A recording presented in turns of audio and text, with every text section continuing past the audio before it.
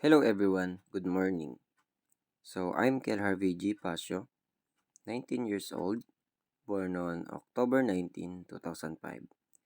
Currently lives in Sibilia Porok 3, San Fernando, La Union.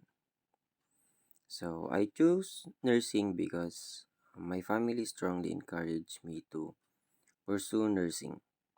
Their expectations and unwavering support played a significant role in my decision. I felt a sense of responsibility to fulfill their hopes for my future and embark on this rewarding career path. All I know about informatics nursing informatics empowers nurses to use technology to deliver the best possible care to their patients. Additional infos about me. In my free time, I enjoy activities like going to the gym, hanging out with friends, eating, watching movies or anime, and thrifting for my collection of jackets and hoodies.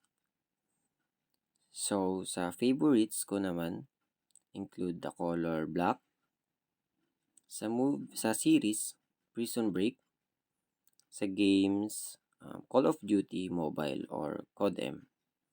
Sa food naman is pork sisig, and sa top favorite clothing brands ko ay Carhartt, Stussy, The North Face, and Nikes, mga vintage Nikes.